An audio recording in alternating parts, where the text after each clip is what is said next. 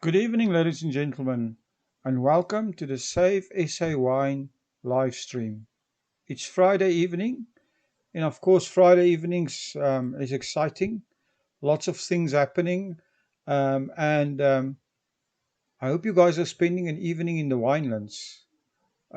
We need to get more visitors to our winelands. We've been telling and saying this for a few days now, and but let me start off with our 1660 campaign.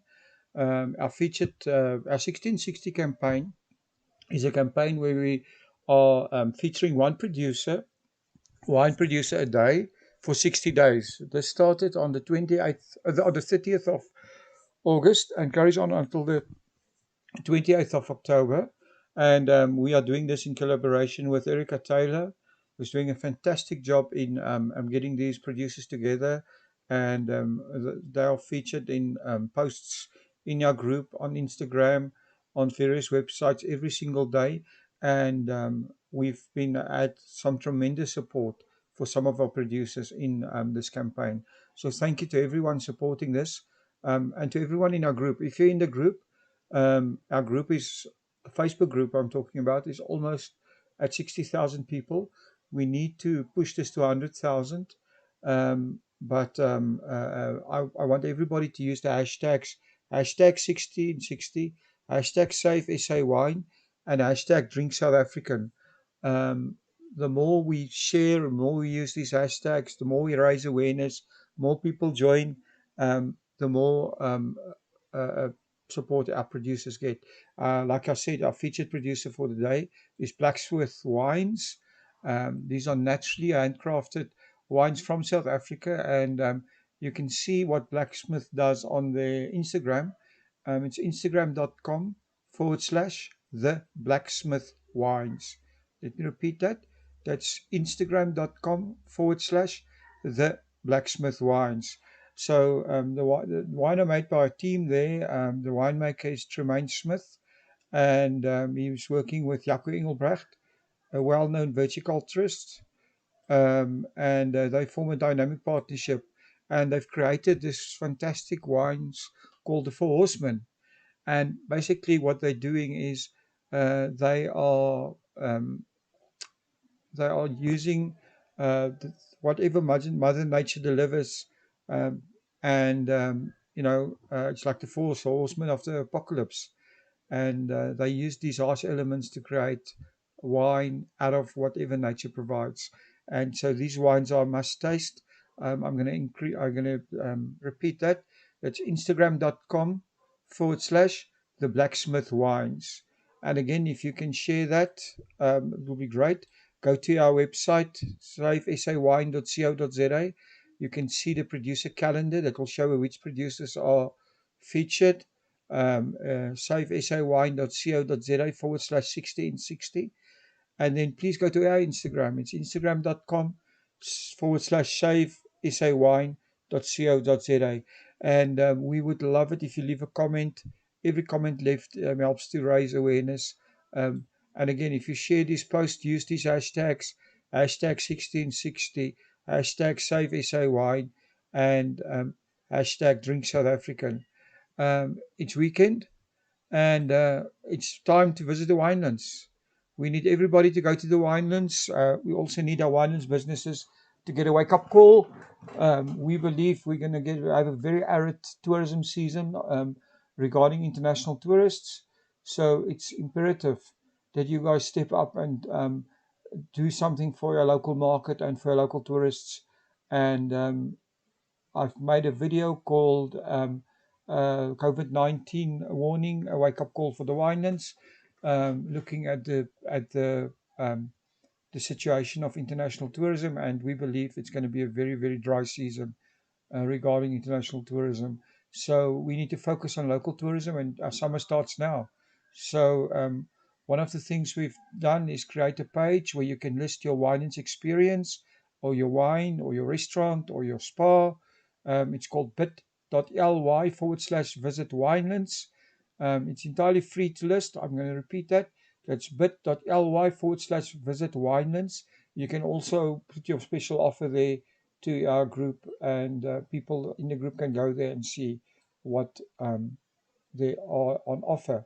Another great way to get exposure for your wine, your restaurant, your accommodation, your winelands experience, or your winelands business is to use one of our premium service offerings. We realize that times are tough, and to give a helping hand, we've decided to give away a 500 Rand credit to every single winelands business that contact us to kickstart your promotion for summer. To claim yours, email us at visitthewinelands@gmail.com, and you can spend this on our digital marketing store, and you'll be able to get some promotion for your winelands business. Um, Before I go on with our show, I just need to say a big thank you to our sponsor, the Fishwives Club. The Fishwives Club are giving away 24 of the new cans in a giveaway. All you need to do is go to fishwivesclubcangiveaway.gr8.com. That's fishwivesclubcangiveaway.gr8.com, and you can be a winner. You can win you can win 24 of the fantastic Fishwives Club cans. Then we're doing a featured podcast every evening. But before I talk about that, let's just say tomorrow morning at 9, we'll be online here. We'll be live, and we'll be talking about a few exciting things. Um, our featured podcast tonight is with Kelly Zettler, the owner of the Thirsty Scarecrow. We'll be first be showing a little explainer video. Explainer video is a short 2 to 5 minute video that gives a little bit of a background on the business. And if you want an explainer made for your winelands business or your winery, just send us an email at visitthewinelands@gmail.com, and we can talk about that. Um, but let us hear the interview with Kelly Zettner, the owner of the Thirsty Scarecrow.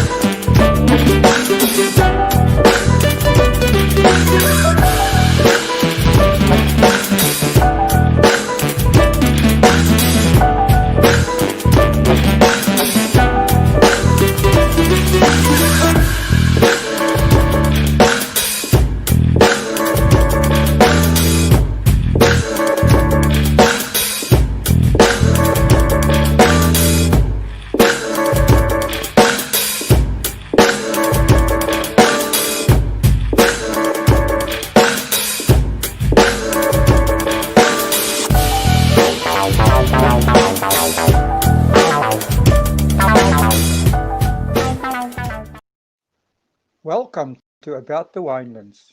In this show, we will be chatting to leaders, influencers, wine producers, restaurants, and other role players. Tune in every Wednesday, Friday, and Sunday for your latest episodes. You will find us on YouTube, Facebook, Instagram TV, Spotify, Apple Podcast, and Google Podcast.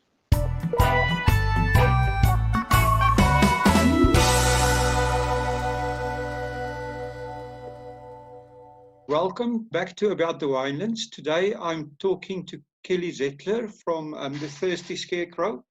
Welcome, Kelly. How are you?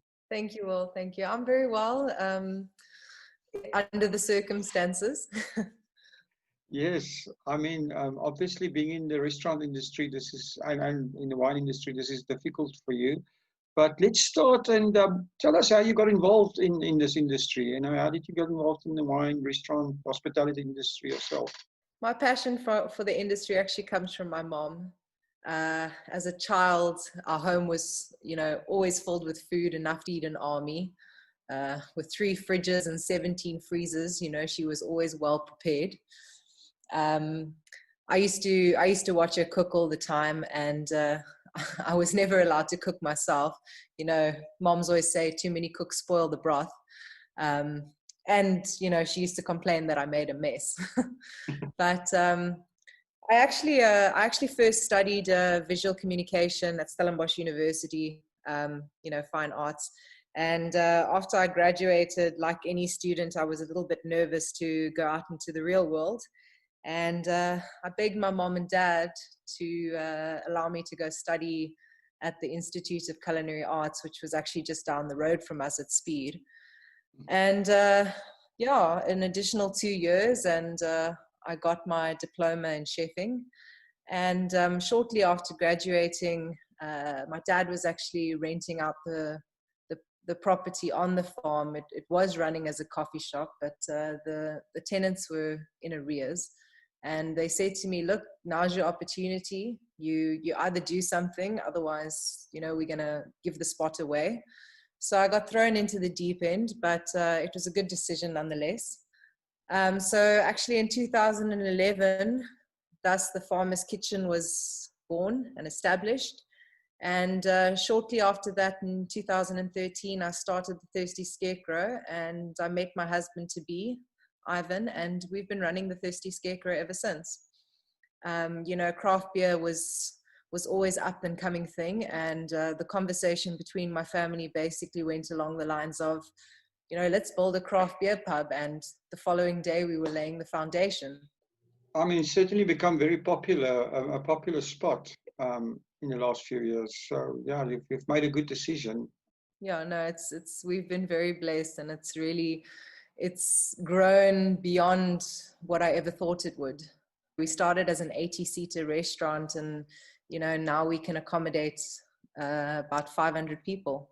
So you guys on the R44 there at the Mooiberger stall. Is Mooiberger part of the Thirsty Scarecrow business, or is it a separate business?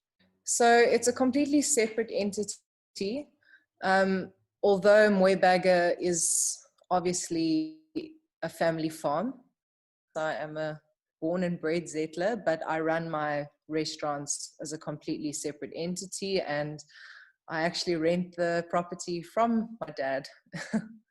Well, it's such a history. Can you tell us a little bit of the? I mean, it's always interesting to hear, you know, where you are and stuff like that. Tell us a bit of the history of Mooiberger and what you got, what's been done there as well.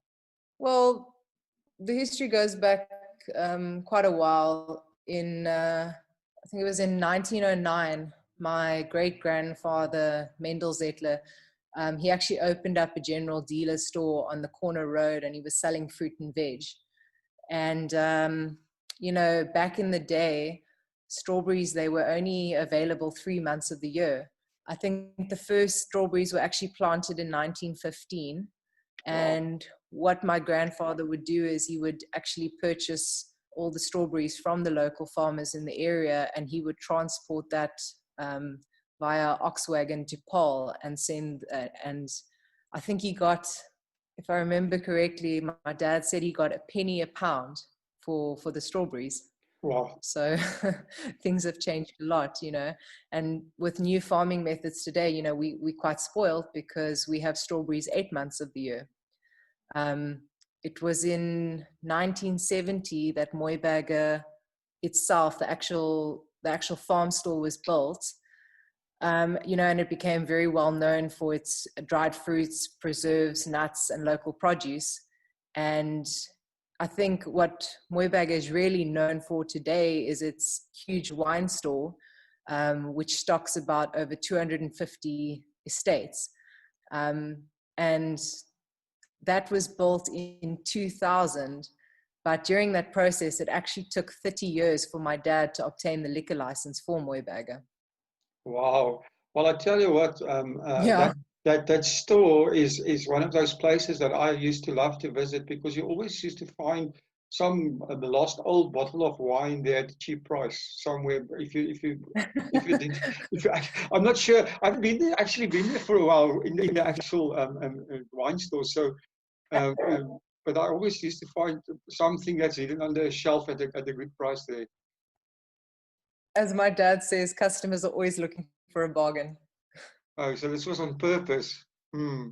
So the scarecrows that you have there is quite interesting. Tell us a little bit of the history of the scarecrow. And it seems, it's like it's become an institution on that road.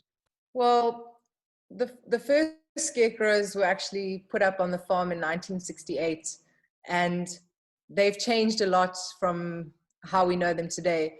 The original scarecrows used to be the traditional poplap scarecrows, which was actually made by one of the ladies who worked on the farm for us, Mrs. Liebenberg. And to this day, she's retired now, but she actually still lives on the farm. So obviously the scarecrows were originally put up to scare the birds away because they were eating all the strawberries. And I don't think we would have ever imagined that they would have become so popular over the years. But obviously, with the traditional style of scarecrows that were made from material, the costs to maintain them were quite high, with the wear and tear and buying new material every year. So it was actually my dad, Dennis, who came up with the idea to make the first scrap metal scarecrow. And I think that was put up in 1990 or 1991. He just had plenty of scrap metal lying around, and he thought it was a good idea. And he's a avid art collector, and I don't know, he seems to come up with all these crazy and wonderful ideas. And from scarecrows that represent the big five to the soccer World Cup 2010, to even our controversial rugby teams with the bull and the zebra. But Yeah. I'm not going to say too much about the bull and zebra. um, if you drive past the road, you'll know what I'm talking about. Yes, I've been there. Maybe this year he'll have scarecrows. He'll release an edition with masks on. I don't know. Yes, it's actually, it's quite a nice advertising board for your restaurant, right? So when visitors come to your restaurant and you've got to basically tell us what visitors can expect. What is your theme and your what do you want the thirsty scarecrow to represent, and what can visitors expect there? I think that the setting itself is very unique in the winelands. You'll when you come to the Thirsty Scarecrow, you'll be greeted by quirky and colorful scarecrows. And in season, you'll have the most delicious strawberries bursting with flavor. Do your own picking in the fields. I think the unique spot really creates this perfect environment for a laid back, vibey atmosphere. And obviously we have the most delicious beer-based pizzas and craft beer on tap. And as you sit back on the deck, you can enjoy a cocktail, a beer, or be it a glass of wine. And for me, my favorite part is when the sun begins to set on the perfect day. You can see the mountains and they just begin to turn this purple color, and there's no other view like it. That's very, very true. And I mean, you guys are always full on those those sunset evenings. So what are your times that you are actually open? We are open 7 days a week. The farmer's kitchen is open from 7:30 in the morning till 5 in the afternoon. Well, 5 in the afternoon. And the Thirsty Scarecrow is open Mondays and Tuesdays. We open at 3 o'clock till closing, and the rest of the week we open from 11 a.m. till closing. So what is your closing time? Kitchen closes at 10 and the bar closes around 11. Okay, so not too. You don't have a serious nightlife crowd. It's quite. No. Being out on the farm, we're not Mm. we're not aiming to be a Stellenbosch jewel. That's not our vibe. Yeah, no, understood, and so I understand that. And talking about vibe, do you sometimes have live music events and stuff like that? We don't. We've done a little bit of live music in the past, but it's not something we really do. We might consider it in the future, but obviously we do need to adhere to strict regulations set down by the Stellenbosch municipality. So we just want to be in accordance with regulations. So I mean, your interest seems to very much in the craft beers. Where does that come from, and what can you tell us something interesting about the beers? You know, we have 55 taps at our Wow. establishment. I actually, I don't know another restaurant with as many taps as us.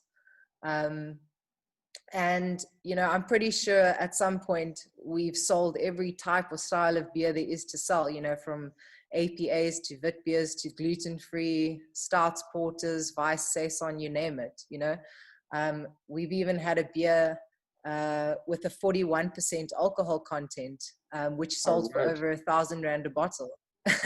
We actually, it's very difficult to get the stock in. I think within 2 weeks we were sold out. You know, Well, that must we be always close to like to South have Africa's some. most expensive beer, right? Yes, it is. I don't think it's available in the country at the moment. Since we got it in, we had it in a few years ago, and we've been struggling to get it in since. So, but you know, we always looking for new and exciting beers, and always encouraging new upcoming breweries to, you know, to put in a visit, come chat to us. You know, besides the local craft that we do, we've obviously got imported beers as well from all over the world, you know, Germany, Belgium, the Netherlands, Japan, UK, Spain. Um, so, so yeah, we big on So, craft. how did you build up this collection? I mean, it must have been quite a bit of work and to get up to that level. Yeah, you know, we started the business with 16 taps, and like I said, it was an 80-seater restaurant, and we were very blessed from the beginning. I still remember the first day, myself and my husband, we were standing on the side of the road, you know, we were handing out flyers, you know, we had no Wow. customers, and we just, for days and weeks, you know, we had no business. And, you know, there we were at the R44 robots handing out flyers. And eventually, after a few months, it just took off and people started to hear about us, word of mouth, which I still believe is the best type of advertising. Absolutely. And eventually we couldn't accommodate everyone, and we decided to expand. And so over the years the menu grew and the taps grew, and yeah, we've just been so blessed. It's an awesome story. We at the moment we're sitting with a bit of a crisis with the coronavirus and everything, and obviously for a restaurant like yourself, this is a big headache. So, and the coronavirus are forcing everyone to rethink their business models. Do you have any new ideas or changes in mind? At the moment we're doing what we can do. We are open for deliveries and we're selling a few grocery items. um, I think it's I think it's difficult to say what it might be like in a few months or next year, when there are no restrictions and we can live life as normal. I think it could go one of two ways. I think we overwhelmed with locals and tourists and see a boom in travel again, as I'm sure people are just writing off 2020. Or, you know, clientele will be thinking twice about where to spend their money. I think for us, it's important to streamline things with the effects of the virus. I definitely think we will relook our beer menu and possibly cut down on line items, as well as for the food. We might remove some of the menu items, but obviously keep our best sellers. And what I would like to do is I would like to expand on grocery items and offer competitive prices in the market. Um, Maybe create a bit of a deli, you know, in mooi bagger. um, I have lots of plans, but it's getting it past the family. I think that's obviously a challenge, but I think that's a huge opportunity. I've noticed that around that area and in Somerset West, there's a lot of local things popping up online where people are starting to looking at online grocery delivery, grocery deliveries at home and selling stuff online and stuff like Mm. that. And it's obviously an opportunity for a farm and a dairy like yourself to do that. I mean, you've had an interesting journey and struggle to get your business off the ground. And what what is the most important thing that you've learned from your journey in this business and the whole industry? Well, I think the most important thing I've learned in the industry is to not worry about what everyone else is doing. I think it's important to concentrate, stick to what you know. Persistence and hard work will pay off. And it's important to always be involved in your business and don't just walk away and sit back. You know, my husband and myself, we're there every single day, you know. Be innovative, keep your customers interested. And one of the most important things that my husband taught me about this business is that turnover is vanity and bottom line is sanity. Yeah, that is a very true statement. Talking about statements and quotes, I'm gonna. I mean, you're in the wineland, so you need to give us a wine quote, or okay, you can cheat. You can give us a beer quote. If you have one. Well, you know, I like a good glass of wine as well, you know, and because I'm a chef and I love food, I think to conclude any good meal, you need dessert, and like my wine, I like my dessert. So for me, the sweeter the better. Oh, there you go.